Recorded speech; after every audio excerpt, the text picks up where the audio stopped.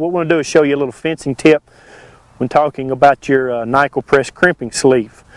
As you can notice, kind of looks like a number 8 there. I'll show you as you place it into a crimping tool. What you want to do is open your jaws up, and the crimping sleeve will be into that fashion just like that right there. So often we see folks that don't really notice things, and so they put them in there like that, and they'll get an improper crimp, and they're not designed to do that way. What I want to do is I want to crimp the proper way and the improper way and show you the difference.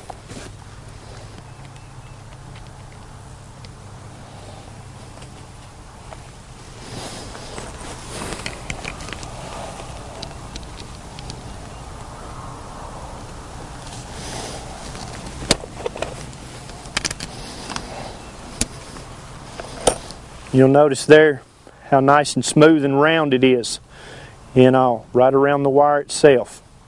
Okay, now let me do one the improper way. Sliding your crimping sleeve on.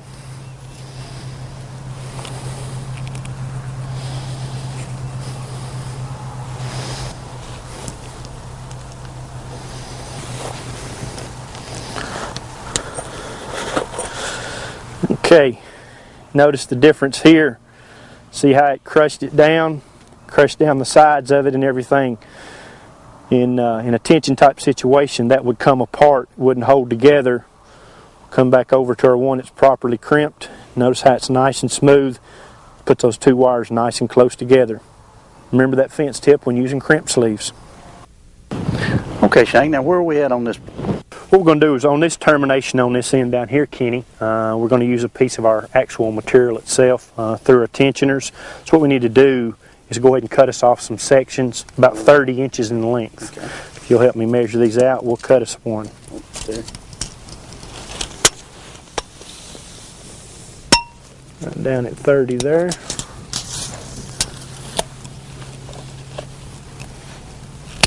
Then speed the process up.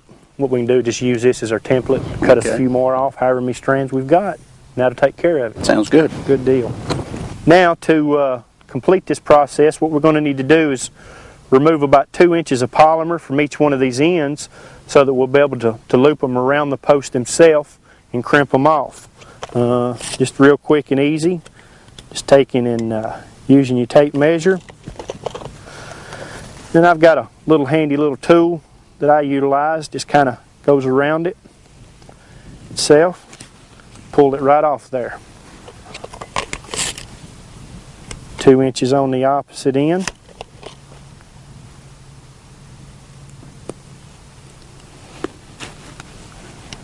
Now we've got them all the way both off. What they're going to do is they're going to loop back around just like that. We're going to have some crimping sleeves that are going to crimp it off.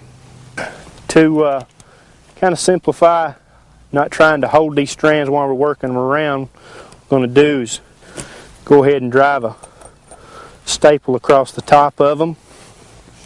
Kind of just holding them in place, not going to bury it up or anything. Holding it right there on my mark.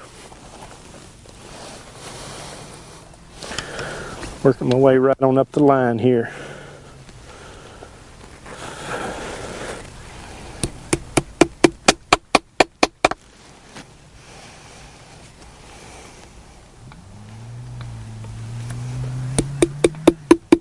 Gives us that ability now that we're not trying here to fight it. We'll be able to bring us around. Alright, we're going to finish off these terminations down here now. Going to take and run your wire right through itself. Kenny's going to hold those two tips here together. We're going to use a 2 nickel press crimping sleeves. You'll take and insert them in there.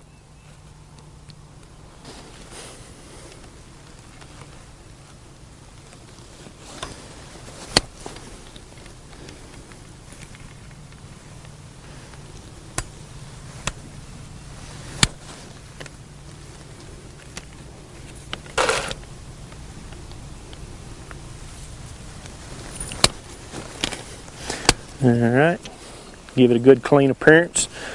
We'll take and Run that crimp right around to the back side. Get it right there. You got it in place. Kind of just snug it down there just a little bit. What we've got now, we've got that to where it's going to tension off. Our strands will come right into here. That's a non-electrified strand. Our next strand coming up is an electrified one. So what we have to do is incorporate an insulator in there. Again, using 2 more of the crimping sleeves.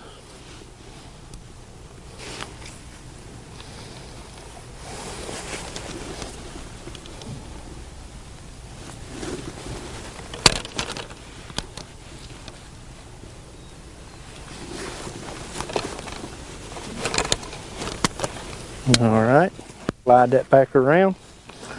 Put it right back by the steeple itself. Much better. Kind of seat that on down there. And what that does there then is that keeps that from being grounded out on the end of it. And then what you do here, utilizing hook itself.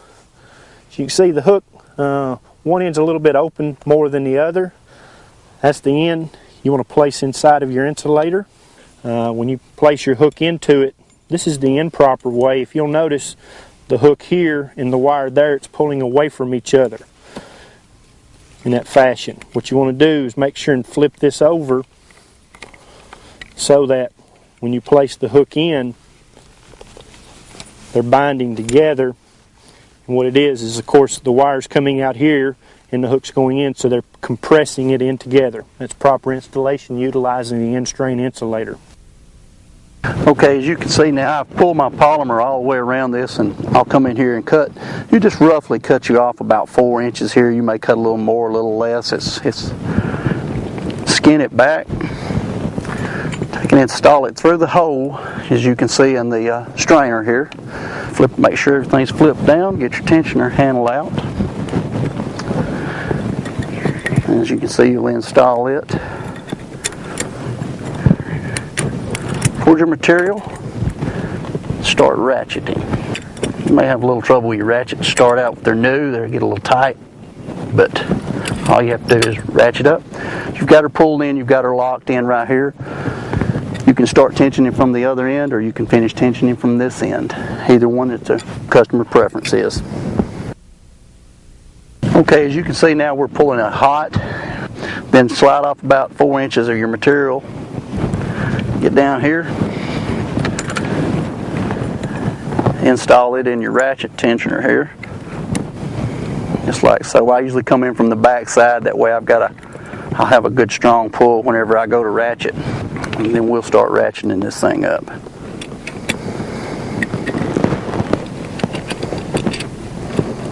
Just like so.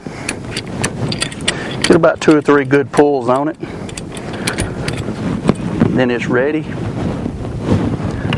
to pull up there tight. And then you've got this end terminated for your electrical.